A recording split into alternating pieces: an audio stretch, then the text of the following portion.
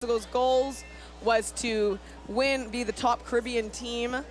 We may not think of Mexico as a Caribbean team, but in this sort of organization, NACRA, they are affiliated with them, and they're hoping to come at least second in this tournament. It'd probably be it'd be sort of a stretch for them to probably win it, but definitely they had high goals of coming second at this tournament. So part of that will probably be having to beat Trinidad and Tobago right here, and we'll see if they can do this right now.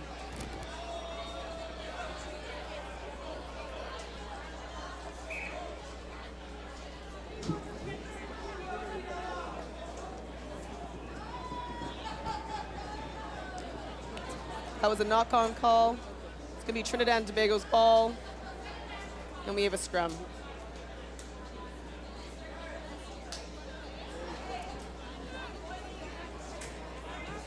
This is a great opportunity here for Trinidad and Tobago. They're close to the 22. The scrum is within the 22.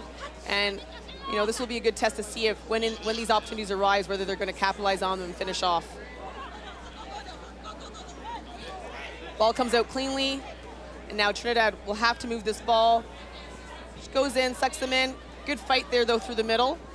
She's pushed the defense back. Nice hole right there. And excellent work by Trinidad and Tobago. Great work by number 9. She brought it up through the middle, drew the defense, created holes, and Trinidad and Tobago did the right thing and went right through. And there we can see it on our screen, number 12 passing it off to number 7. That's Quanice John, and she just ran right through the middle, right through the hole, and touched it down across the touch line.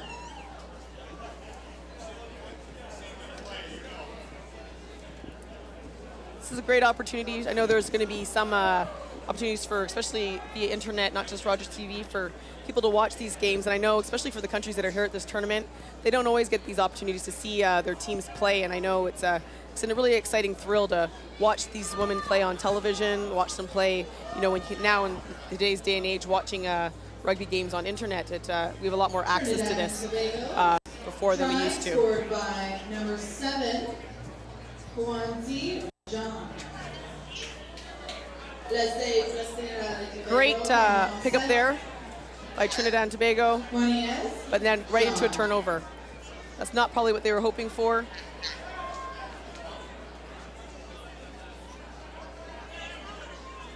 And the ball comes flying back, not very controlled.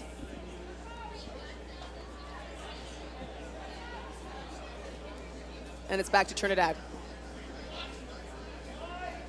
There's an opportunity here, right through the middle, possibly for a 2-on-1, and she gets through. Nice little dummy. Does she have the pace on the outside? She might. And I think she's going to, but she gets pushed outside. That will not be a try.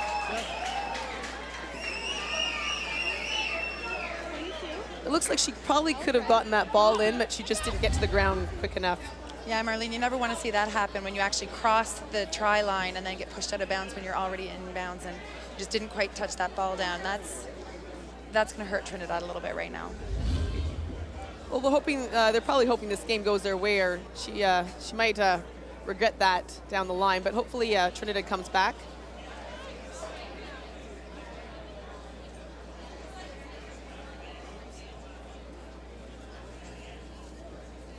At a 22. Right off of Trinidad. Pops it back. Bit uncontrolled.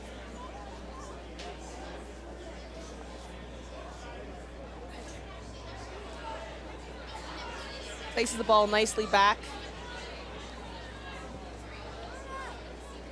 And again,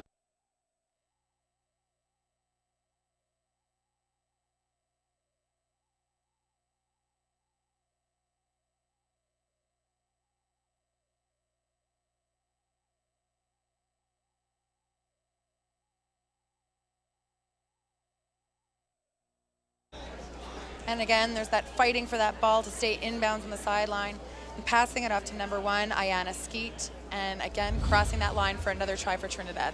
Heather, how important is footwork for you when you used to play sevens? How important was it not just being able to run straight, but being able to run laterally and use your sidestep in the sevens? In sevens, footwork is extremely important. It's basically makes the difference on whether you can get by your opposition or not. And because it's only 7-on-7 on the same size field that you'd play with 15 players aside in a game of 15s, basically it's a lot of one-on-one skills, and you need to be able to beat your opponent. You need to be able to do those side skills, those dodging skills, the big step looks like you're going one way and you come around them on the other side. So all of that stuff is extremely important in the game of sevens. Again, another attribute to add to your tool belt for those younger players that are watching. You don't want to be a one-dimensional player.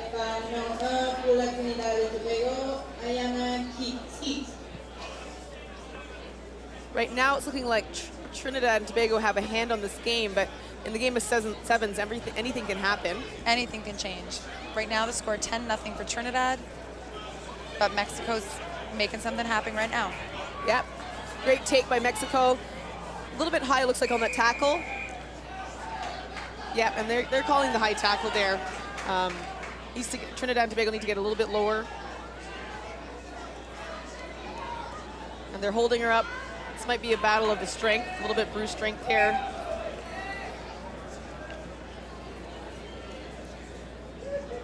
Ref's giving the ball to Trinidad and Tobago. And it will be a scrum.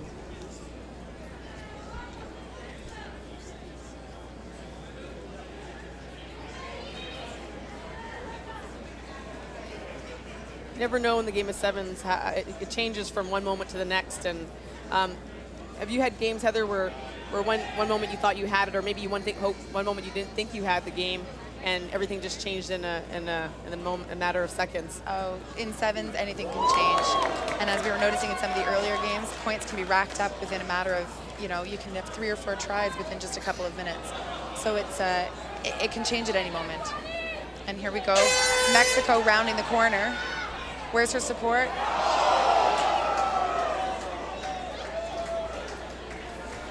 It looks like Trinidad and Tobago are definitely not are geared to go in for those tackles. They are going in a little bit high, but definitely have it. But Mexico has pace there. They got the hands, the ball out to the right person. And I think she's going to get this try. Right in the post. Not in the post, on the other side of the post. I think she got a little winded there, but still close enough for probably a conversion. And that looks like number 12 rounding the corner. That was a great run by number 12, Paula Islas. That was a good handle on the ball, a good run, and a nice try by Mexico. So they are going to give Trinidad a run for their money, I think. They're going to make it, they're not going to give up. This is a game they want to be coming out top Caribbean country out of this tournament, and so they're going to give a fight, and I really respect that. I think that's the great thing about sevens. You really need to dig deep, even when you're down. Yeah, you can never think that things are over. You need to dig deep and hope that things can turn around and you can make it happen. So I think Mexico's showing a bit of that. They set a goal, and I think they're still working to go get that goal as well. It's not over for them. Yeah, so that's halftime, and it's scored 10-5 for Trinidad and Tobago. And that's a good, evenly matched game right now. So it's pretty exciting. It is exciting. I think like definitely for the teams outside of Canada, we've already witnessed that Canada's a strong force at this tournament. But I think it's really important to witness the strengths of these other teams as well. We're here listening to the team huddles right now.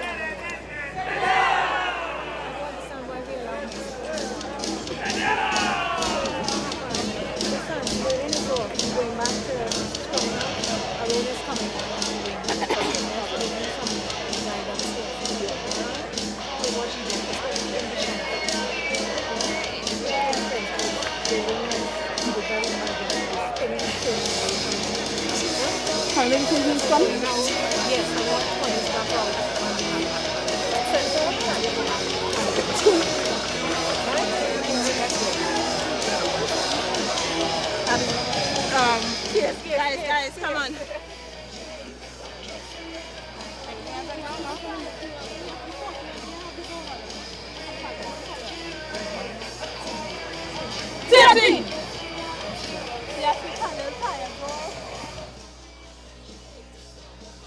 So Heather, you did mention earlier that you had worked with the Trinidad and Tobago team. What are your sort of memories of building that squad, and what was involved in that process? Well, I've got to say it is really great to see how far the program has come. I mean, I was back there about 10 years ago and just really starting a complete development team, you know, teaching the concepts of the sport and even just passing basics and passing the ball and getting kind of smaller leagues together. So it's amazing to be able to come and watch how they've done. And I know that Kitty Andrews Nero, who was just talking to their team, is probably just trying to make sure that Trinidad and Tobago, that the girls keep their heads in this game and that they, you know, they are still in the lead 10-5, but that's a really close game, and in sevens, that's not a big margin. Well, we're going to watch and see here if Mexico can turn this game around, and hopefully we'll see if they can.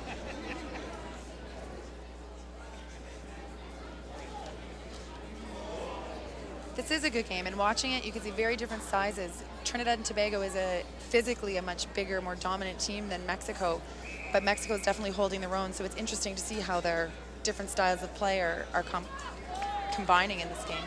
Yeah, I mean, we saw these different styles, you know, Cayman Islands versus Jamaica, you know, and I think it's important. There is similarities in the games, but each team has to play to their strengths. Great offload by number 12, Jenely Lamada. It was a great offload by Lamada right to Quanice John to finish it off. And as you can see here on the green, there was the offload, even under physical restraint, right to Quanice John to finish it off under the posts. Again, we see how size, a little bit of size and strength can definitely has its place in the sevens game. Fending people off, holding your own, staying on your feet, creating some space as the defense draws near onto you, and then offloading the ball to a player running through your support. Number 7 for Trinidad and Tobago scored that last try. 20 is John. So Juliana Straker just took that kick and missed that kick, so that brings the score to 15-5 for Trinidad. So making the lead maybe a little more comfortable for them. But Juliana Straker is known for being the tactician behind the team and making plays happen. So it's nice to see her over in the field.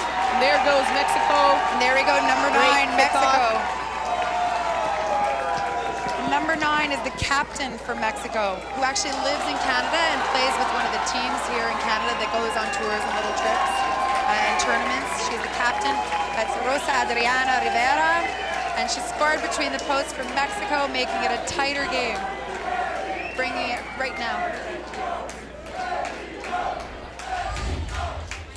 She gets a little cheeky here. You can see here, fakes it, sidesteps, goes in the middle. So you can tell this player definitely has a good head on her shoulders. She knows where she wants to go, and she uses a little fake and a sidestep to get to where she wants to go. And that shows why she's a captain on the team, a leader. She knows the game. She knows how to, you know, make those little things make a difference. So well done for Rivera. Oh, we've got some power here right to the middle. She's brought about 3 defenders onto her, so in a game of sevens, that's a lot of space, that means. And we have quick try and we have a try here with Trinidad Trinidad and Tobago. So back-to-back tries. That was great power looking at the screen here. That was great power by Talia Wilson, who offloaded it to Quanice John, who then under a bit of duress there, someone hanging onto her jersey, offloaded it to Abigail Roberts to finish it off. And that's nice to see some really good hands there from Trinidad.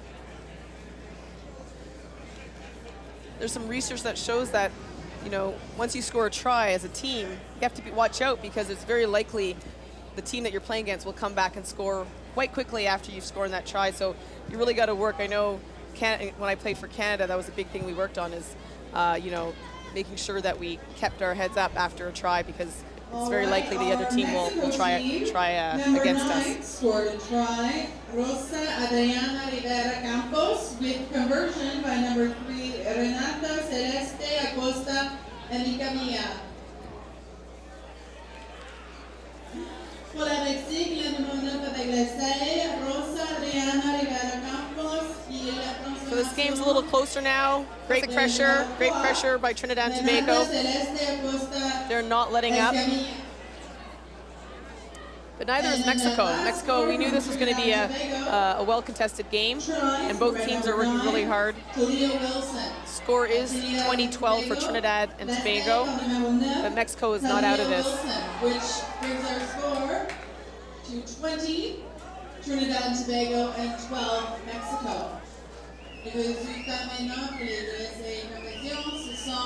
That pass didn't quite make it to the target, so forced a little bit of a knock on there, giving the ball back over to Mexico. So we'll see if Mexico can create something here and bring the game even a little bit closer. There are only 2 minutes left of this game, but you never know what can happen. They have a good amount of space. I mean, in sevens, you always have a lot of space wherever you are on the field. But when you have that scrum in the middle of the field, there's a lot of opportunities.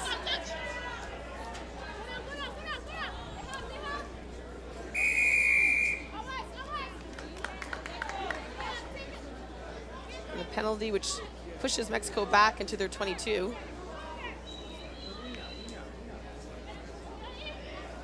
And a dummy by number 12. We've heard from her already, Jenny Lamada. She's having a great game. And the ball's out. Oh. She doesn't, the ref is calling something. She's giving it to Trinidad and Tobago. Might have been a dump tackle. She probably would have gotten a card. They're actually called card because they're being quite strict about dump tackles and those sort of tackles.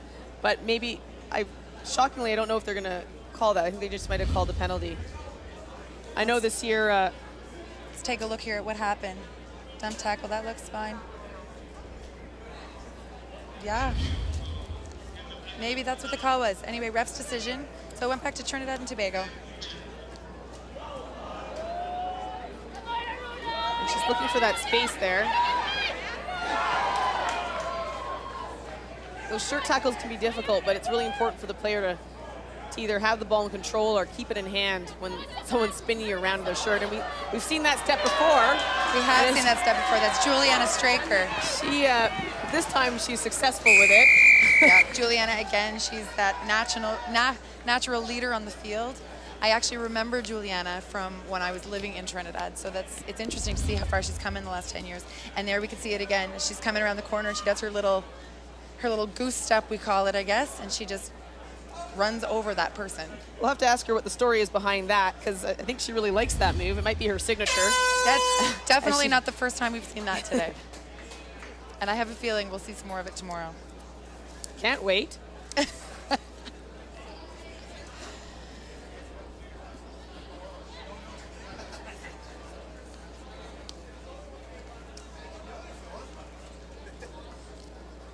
And Juliana's going to take this kick. It's a bit wide. And unsuccessful for her. And that's game. Final score is 20.